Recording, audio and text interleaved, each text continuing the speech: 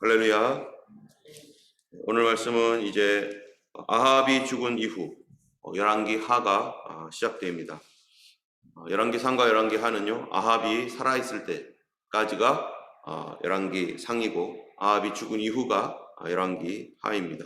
아합을 중심으로 열왕기 상하가 이렇게 나뉘는데요. 오늘 열왕기 하 1절에 보면은 아합이 죽은 후에 모압이 이스라엘을 배반하였더라.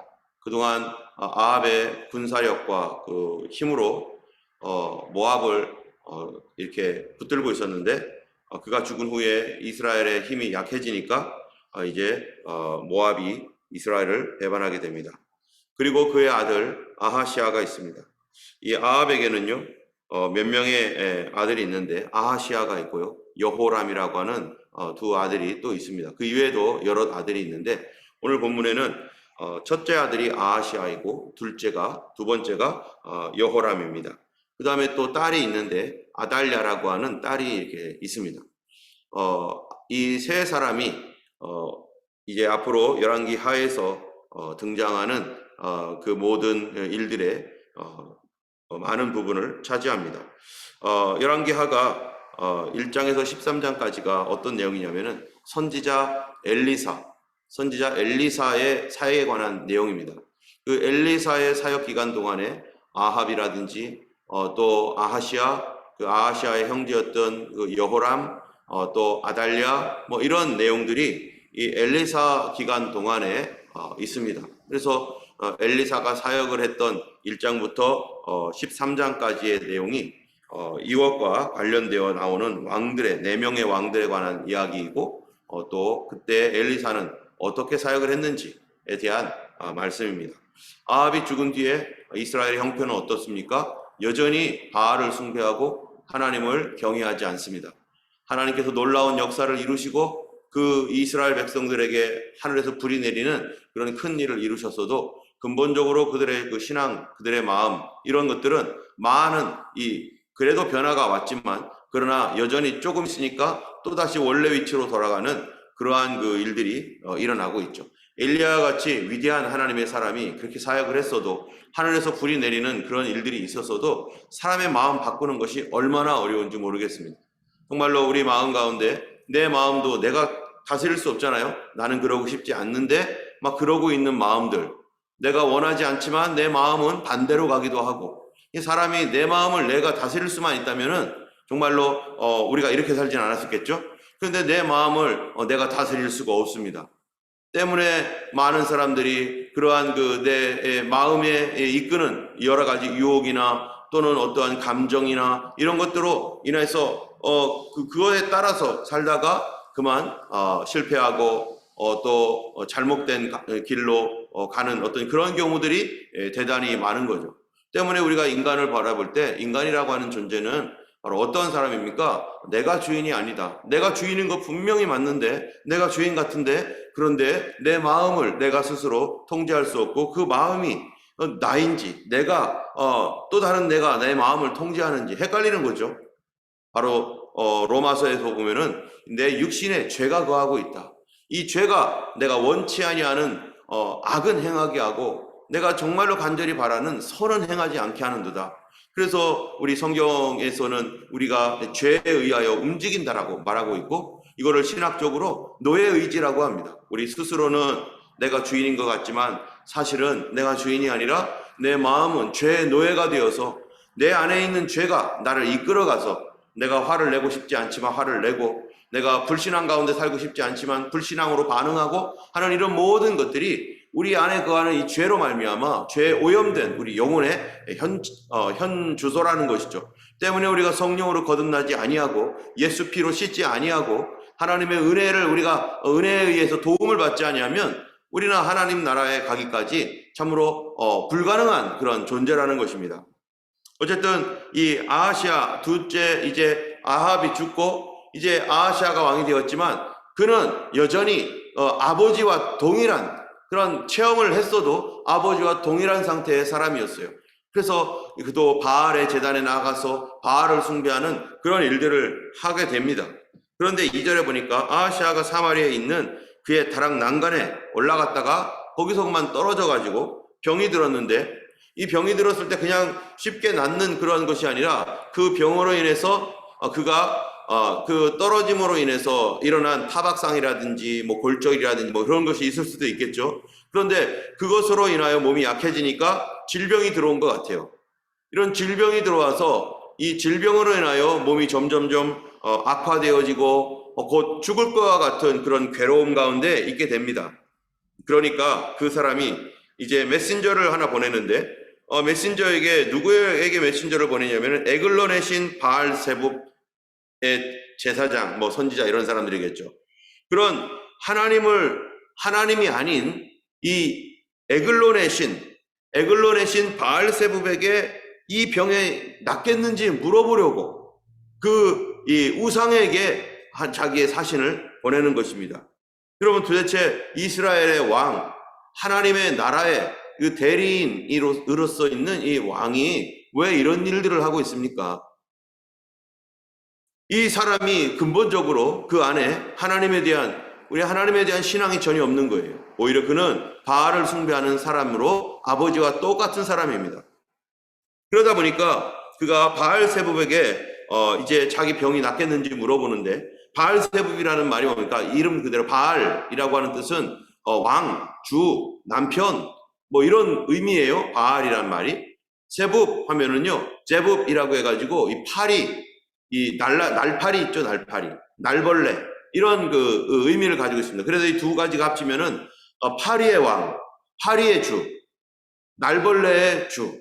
왜 이러한 이 이상한 그 바알세붑이라고 하는 이 날벌레의 왕이라고 하는 그러한 그 이름도 이상한 그러한 그 신을 섬기는가, 사람들이. 그 당시에 이 중동 지방에 파리들이 많잖아요. 여기 호주에도 와보니까, 예전에 보니까 정말 여기 있는 파리들은 정말 대단한 파리들이에요. 예, 그냥 사람을 얼마나 괴롭히는지 막 쫓아다니는 파리들, 공격하는 파리들이죠. 그래가지고 음식을 먹다 보면 어느 날 그 음식 따라서 누구도 들어와요? 파리도 입으로 막 들어가고 막 그러더라고요. 이 파리들이요, 막 얼마나 다닥다닥 달라붙는지. 그런데 이런 파리들을 통해서 일어나는 게 뭡니까? 바로 전염병입니다. 병균들이 이 파리들을 통해서 여기저기 번지고, 그래서 파리가 많은 곳에 병도 많은 것이죠. 그 파리의 그 발에 묻어 있는 그런 병균들을 막 옮겨가니까. 그래서 사람들이 바알세붑 해가지고 파리의 왕, 파리의 주라고 하는 이 신을, 이 사람들이 그 당시에 병을 어떻게 여기냐면은 이 신이 역사에서 병들이 옮겨진다라고 생각하니까, 그러니까 파리의 신은 어떤 일을 하느냐? 병을 주기도 하고 병을 낫게도 하는 신, 이런 생각을 가지고 있습니다. 그러니까 바알세붑에게 가서 지금 자기가 어떠한 질병으로 인해서 이렇게 힘들어지고 있는데, 이 바알세붑에게 뭐도 요청할 수 있어요? 어디에 병을 주라고, 저쪽에 저주로서 병을 주라고 기도할 수도 있고, 이 병을 낫게 해달라고도 기도할 수도 있다는 거예요. 그 당시 사람들이 그런 생각을 하고 있는 것입니다. 그러니까 바로 그 지역에 있는 이러한 이게 바알세붑이라고 하는 이 신, 이것에 영향을 받아가지고 아하시아가 사람을 보내어서 그에게 병을 낫게 하겠느냐, 병이 낫겠느냐라고 물어본다는 것입니다. 그랬더니 하나님께서 너무 기가 막힌 거죠. 하나님의 나라의 통치자로서 세워놨더니 그가 하나님이 아닌 바알세붑에게, 그렇게 하늘에서 불이 내리는 역사를 보아서도 바알세붑에게 가고 있는 이런 사람들. 여러분, 왜 이 이스라엘 왕이나 그런 사람들이요, 이 바알세붑을 끊지 않고 하나님을 의지하지 않는가? 왜 그러냐면요, 그 당시에 있는 모든 그 신들이라고 하는 그 여러 가지 바알세붑뿐만 아니라 바알과 아세라, 또 그모스, 몰렉, 이런 모든 그런 신들이요, 뭐였냐면은 비도덕적이라는 거예요. 사람들의 이 육신의 감성을 자극하거나, 또는 이 사람들에게 죄를 지어도 그런 것들을 아무런 상관하지 않고 다만 이 무속신앙처럼 내가 원하는 것을 들어주는, 그리고 거기에는 회개라는 것도 없습니다. 죄에 대한 애통도 없습니다. 거룩함에 대한 사모함도 없습니다. 그냥 그 신에게 제사 드리고 또 제물 바치고 해가지고 내가 원하는 저주를 누구에게 쏟아붓는다든지, 내가 원하는 물질이나 내가 원하는 그런 그 육신적인 탐욕을 내가 원하는 대로 받는다든지, 또 그들의 제사와 그런 그 여러 가지 세리머니와 같은 이런 곳에서 정말 음란을 행한다든지 하는 것들이 그 사람들을 매료하고 그 사람들을 끌고 다니고 그 안에 있는 죄악성을 신격화시켜가지고 정당화시키고 있는 거예요. 그러니까 사람들이 이런 것들이 좋은 거죠. 그런데 우리 하나님은 어떻습니까? 하나님은 회개하라고 말합니다. 거짓말하지 말라고 말합니다. 정말로 정결하고 성결하라고 말합니다. 거룩한 삶을 살라고 말합니다. 그러니까 하나님이 계신 것은 알지만 하나님이 선하시다라는 분은 거에 대해서는 알지만 어때요? 따라가기 싫은 거예요. 왜요? 우리 죄가 우리를 다스리고 우리는 죄의 노예로 그냥 살기를 좋아하고 그런 육신의 자극을 기뻐하니까. 그러니까 하나님의 그 선한 역사가 있어도 그 사람들은 그걸 기뻐하지 않습니다. 때문에 그가 누구인가, 그 속에 있는 그가 누구인가에 따라서 자기가 신을 정해버린 거죠. 이 아하시아도 마찬가지고 이스라엘 전체도 거룩하신 하나님을 순종하여 따라가기보다는 그들이 성결함을 사모하는 거룩한 나라가 되기보다는 지저분하고 정말로 더럽고 그런 이 방탕함을 정당화시켜주는 그러한 자기의 육신의 정욕, 안목의 정욕, 이생의 자랑을 만족시켜주는 그러한 쇼가 있는 그런 신들을 사랑하고 그런 것들을 좋아하는 인간의 속성을 하나님께서 알고 계십니다. 그 결과가 반드시 나오게 돼 있죠. 어쨌든 하나님께서 이렇게 이 바알세붑이라고 하는 이 부도덕한 신에게 뭔가를 물어보겠다고 우상에게 물어보겠다고 가는 그들에게 4절에 보니까 여호와의 말씀이 네가 올라가서 침상에서 내려오지 못할지라 네가 반드시 죽으리라. 지셉 사람 엘리야에게 말씀이 임해서 바로 가는 사람들을 중간에서 다 스톱시키고 엘리야가 이 말을 전해라. 너의 왕에게 전해라. 이스라엘에 하나님이 없어서 너가 저 우상 아무것도 아닌 우상 바알세붑에게 물으러 가느냐. 책망하면서 당장 돌아가서 왕에게 이런 말을 하라 하니까 이 사람들이 이 엘리야의 이 카리스마에 눌려서 이 사람은 누구야? 알지도 못했죠. 이 사람들은 엘리야가 누군지 모르는 거죠. 그래서 돌아가가지고 아하시아에게 말합니다. 아하시아가 너무 일찍 왔기 때문에 이 사람들이 너 이거 왜 이렇게 빨리 왔느냐 했더니 가는 길에 어떤 사람을 만났는데 이렇게 대답을 하더이다 하니까 아하시아가 그 사람이 어떻게 생겼는데 그는 털이 많고 가죽띠를 띄었고 누가 같습니까? 바로 세례 요한의 모습과 비슷하죠. 세례 요한이 바로 이 엘리야의 사역을 했던 그런 사람이잖아요. 이 세례 요한과 비슷한 이 모습을 이 세례 요한이 아니죠. 그 세례 요한은 한참 뒤니까 이 엘리야에 대한 모습을 얘기해 주니까 아하시아가 대번 알아봅니다. 그는 엘리야다.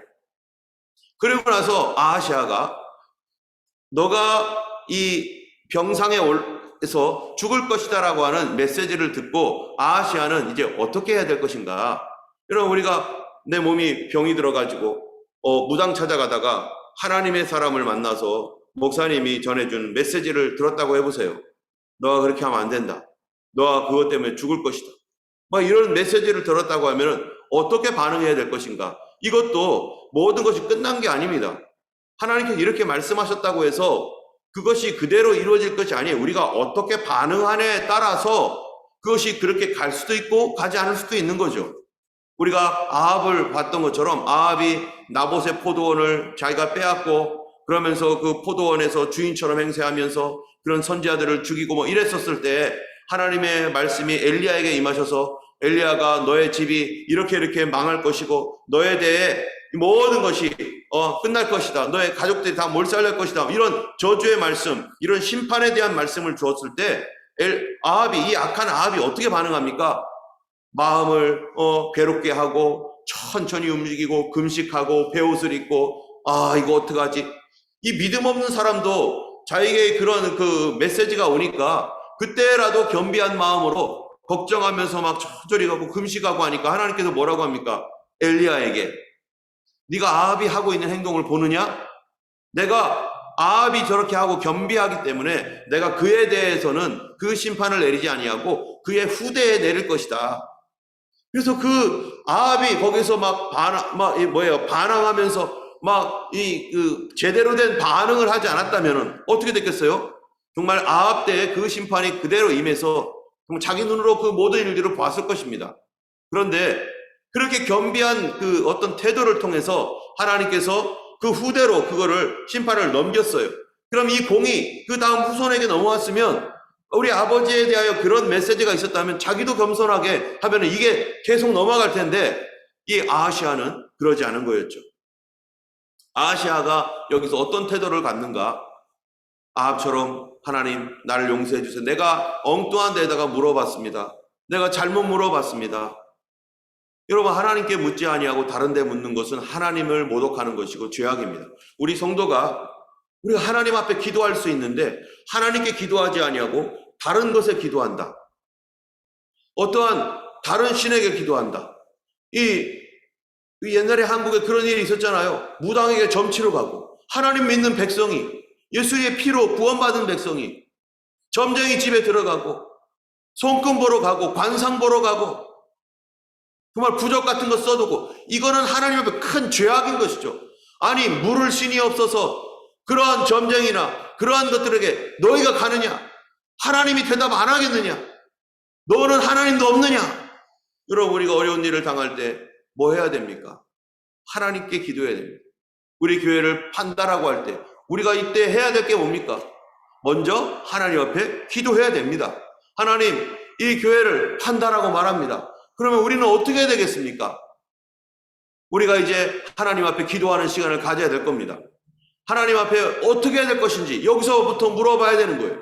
하나님, 우리가 어떤 기도를 해야 되기를 원하고 하나님께서 어떻게 하기를 원하십니까? 그래서 하나님께 주시는 메시지 가지고 그것 가지고 기도해야 되는 거죠.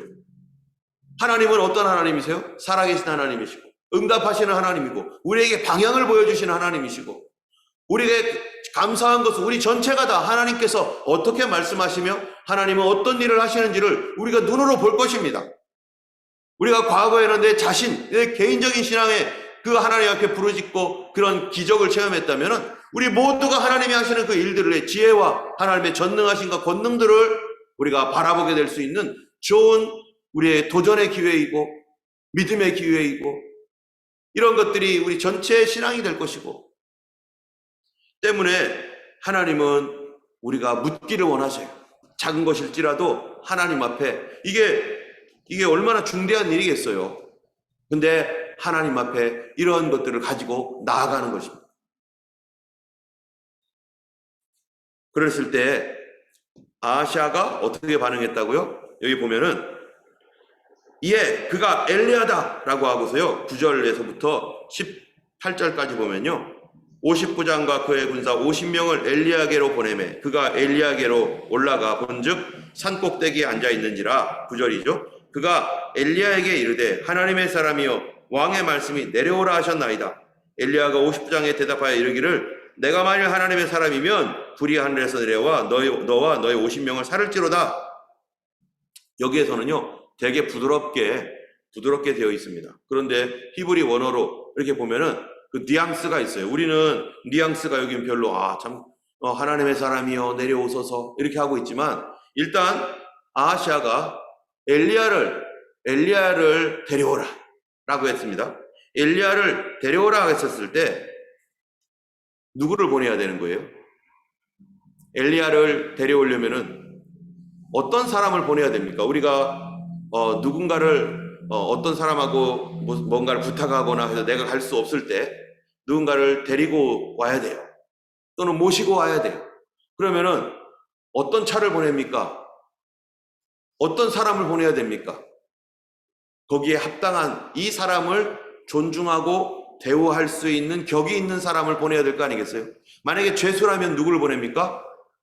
죄수라면요. 경찰을 보내고 또는 군대를 보내고 그 사람이 죄수라면은 그런 어떤 그 사람 제압할 수 있는 사람을 보내야겠죠. 근데 그 사람이 만약에 다른 나라의 이 사신이라면요. 대사라면요. 누구를 보내야 되겠어요?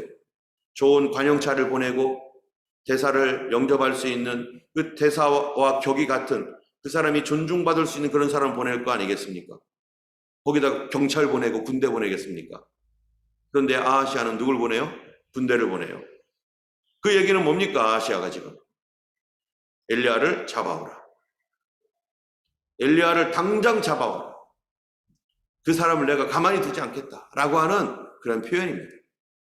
그러니까 50부장이 군대를 데리고 그에게 가서 하는 말이 하나님의 사람이여 라고 하는, 여기는 우리가 볼 때는 하나님의 사람이여 하면은요,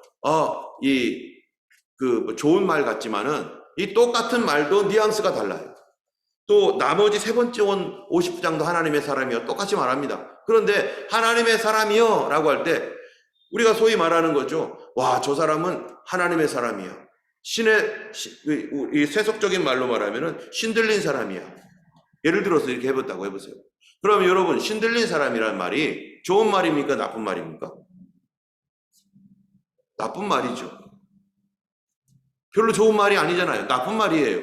그런데 그 말을 언어로 보면은 신이 있는 사람이야 라고 하는 말로, 그냥 우리가, 이거는 우리나라 말이고 히브리어의 어떤 의미도 있을 거 아니겠어요?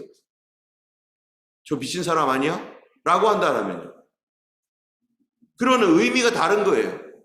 이 50부장이 가가지고 하나님의 사람이요 라고 하면서 너 신들린 사람이지 뭐 이런 식의 말을 하면서 뭐라고 하냐면은, 왕의 말씀이 내려오라. 여러분, 내려오라 하셨나이다. 지금 엘리야가 산에 있는데요. 지금 어디까지 간 거예요? 너 빨리 내려와. 너 당장 안 내려올려? 이런 얘기죠. 근데 세 번째 50부장이 뭐라고 하는가 보세요. 13절에 보면 왕이 세 번째 50부장과 그의 군사 50명을 보낸지라. 셋째 50부장이 어떻게 해요? 내려오라라고 합니까? 어디까지 가요? 엘리야가 있는 데까지 올라가서 그는 올라갑니다. 거기까지. 그런데 그 전에 왔던 사람들은 내려와! 이렇게 말하는 거죠. 결국 그렇게 조롱하면서 군대에서 내려오라 했던 그 사람들과 그의 부하들이요, 엘리야가 말합니다. 내가 정말 니들이 말하는 대로 하나님의 사람이라면 하늘에서 불이 내려서 그 증명할 것이다. 너희가 조롱하지만 내가 하나님의 사람인지를 하나님이 증명할 것이다. 하나님의 사람에 대하여 불손한 태도를 가지고 하나님의 사람에 대하여 존중이 여기지 않았던 그 전에 왔던 2명의 50부장과 50명 전체가 다 거기서 불에 타 버립니다. 그런데 세 번째 50부장은 그거를 알고서, 하나님의 사람을 어떻게 대우해야 될지 알고서 그가 직접 올라가고 그 앞에 무릎을 꿇고 그리고 엎드리면서 얘기합니다. 우리를 불쌍히 여겨달라고. 우리가 왕의 명령 때문에 지금 여기 왔는데, 우리가 이렇게 오면 안 되는 건데 왕의 명령 때문에 왔습니다. 우리를 불쌍히 여겨주세요 하니까 엘리야가 그래 이제 가자 하고서 가게 되는 거예요. 이 말씀을 통해서 우리가 정말로 하나님의 사람들, 우리가 성도들은 다 하나님의 사람 아닙니까? 주의 종들도 다 하나님의 사람이고, 하나님의 사람들에 대하여서 우리가 어떤 태도를 가질 것인가, 그것이 바로 하나님께 대한 태도이죠. 아하시아는 하나님의 사람 엘리야에 대하여 불손한 태도와 악한 태도를 가지고 했기 때문에 결국 그가 회개하지 않음으로 죽었습니다.